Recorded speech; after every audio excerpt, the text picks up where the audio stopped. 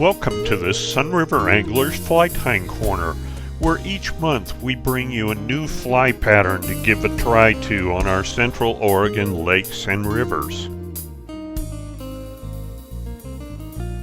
In addition to showing you how to tie each pattern, I'll feature fishing technique tips and tricks, and I'll cover some of the entomology behind each pattern to help gain a better understanding of the bugs that we're trying to imitate. I have field tested each of the patterns that I feature each month to make sure that they catch fish. I'll cover tying instructions for the fly as well as materials to help you be able to recreate these patterns on your own vise. For this month's pattern, I'm tying a Wally wing blue wing olive. I designed this fly to handle several challenges when fishing blue wing olives, say on the Fall River or out on the Crooked River. It can be a challenging hatch and the fish get rather picky on them. So I designed this fly to give a nice, strong wing silhouette, and also to float high on the surface as the naturals do.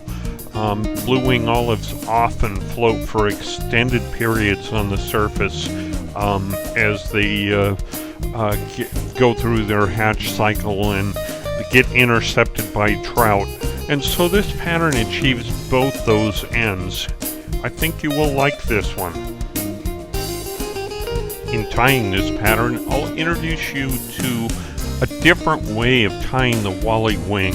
The material I used is got rather delicate stems, and they break when I try and peel them, and so I'm using a couple of Whiting Farms hen saddle feathers, and I'm tying them Wally wing style but using a little bit different technique, so watch for that.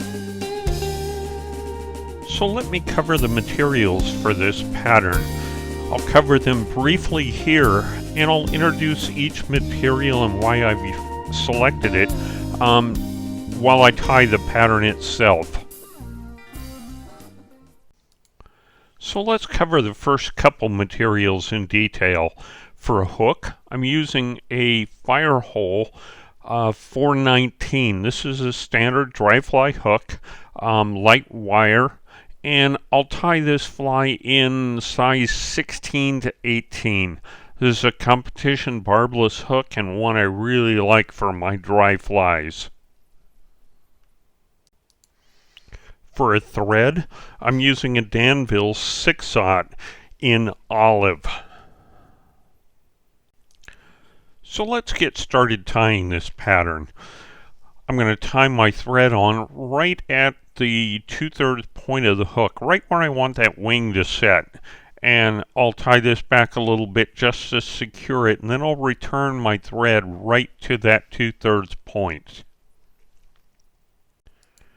For the Wally wings, I'm using a couple of feathers off a Whiting Hebert Minor hen saddle, and this is a dyed in dun. You'll see as I tie this, I'm going to strip these feathers back and pull them back to form that Wally wing. And this hackle does an excellent job of that. So I have selected two saddle feathers off my Hebert Minor cape. And I'm going to go ahead and strip all of the barbs off one side of each of the feather, and then I'll oppose them.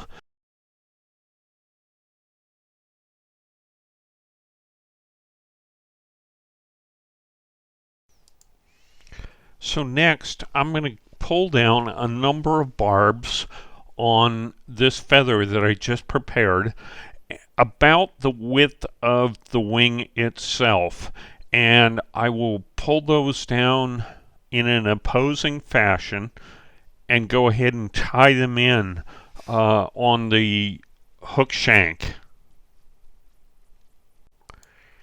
And then I can clip off the excess and I'm going to go ahead and figure 8 wrap in between the wings to splay those out and push these out to form the Wally wing.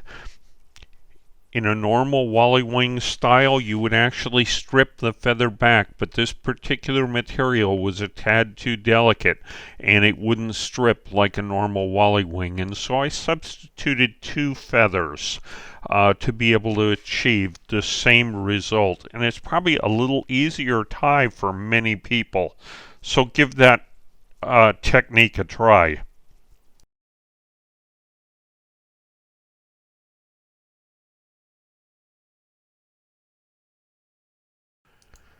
For the tail, I'm using again a whiting product. This is a Cote de Leon tailing pack, and this is a dyed olive. The Cote de Leon has very, very stiff fibers, and it makes for excellent tailing material. So now I've selected out a number of barbs to form my tail, and I'm going to go ahead and pre-cut these right at that little bump that I left when I trimmed the wing. And I'll go ahead and tie in the tail right at that point, and then I'll wrap my thread back to the tail set position right above where the barb would normally be if there were a barb on this hook. And I'll take a wrap underneath the tail and go ahead and secure that. For the body or abdomen on this fly, I'm going to wrap a hand strip quill that I get from Polish quills, and this is in a dyed olive, and I'll glue this down with a little adhesive underneath, and then I'll coat the top of it with a UV resin. So I'm going to go ahead and tie in that Polish quill right at that bump, and I'll tie it back to the tail set position. And then I'm going to use a little bit of super glue, and we'll basically coat the thread before I wrap this over the abdomen area of the fly.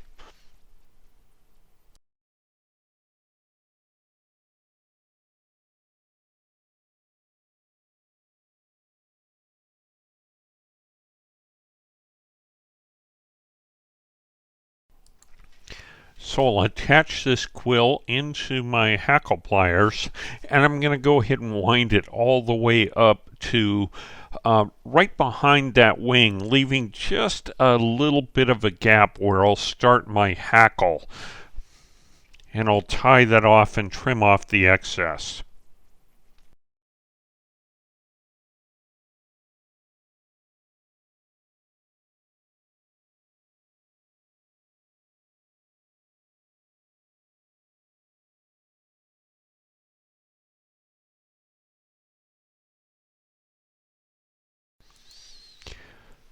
So next I'm going to coat that body with some UV resin, and I will go ahead and smooth that coat out and run my UV light over it to set the resin.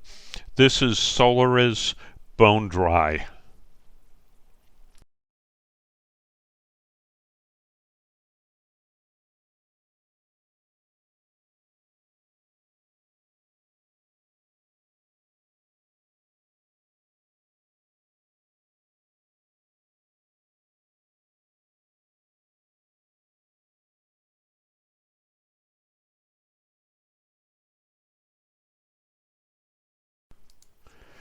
And the last material is a whiting dry fly saddle, and this saddle is in a dark dyed dun.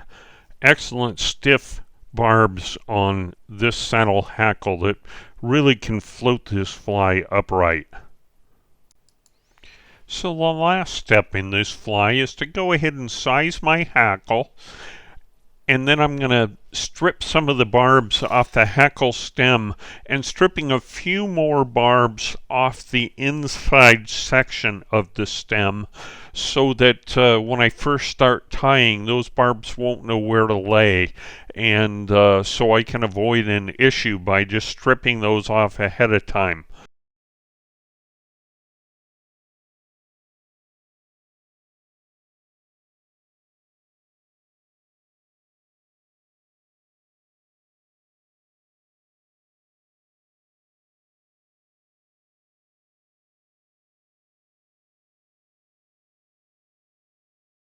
I'll tie this on the hook, and then I'm going to wrap this hackle forward to the head position in consecutive wraps, always wrapping at 90 degrees to the hook shank.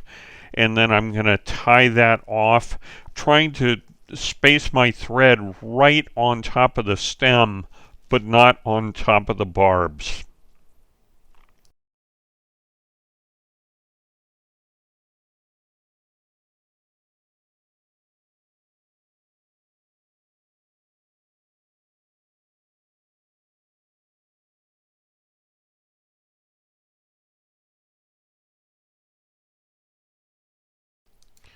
I can do any little clip cleanup around the head if I need to. And then I'll go ahead and drop into a whip finish. I'm going to tie 2 whip finishes just because I'm not going to use glue on the head of this fly. And 2 whip finishes certainly aren't going to come undone, even with the most robust trout taking this pattern.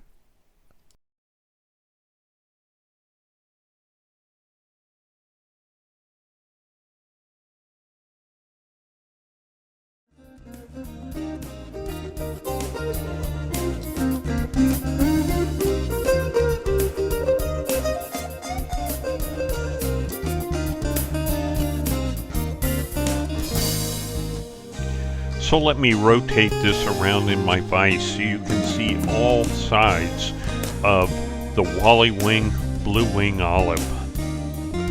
Give this pattern a try, it's a good one.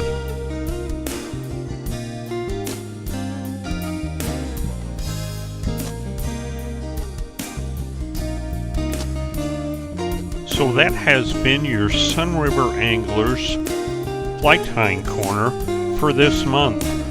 I hope you've enjoyed watching the Wally Wing Blue Wing Olive. It is a good pattern, and it's been responsible for a number of fussy fish up on the Fall River, on the Crooked River, and elsewhere where blue wing olives are prevalent. So give this one a try. If you like what you see, please subscribe to this YouTube page and like us at Facebook at Sunriver Anglers. Thanks for watching.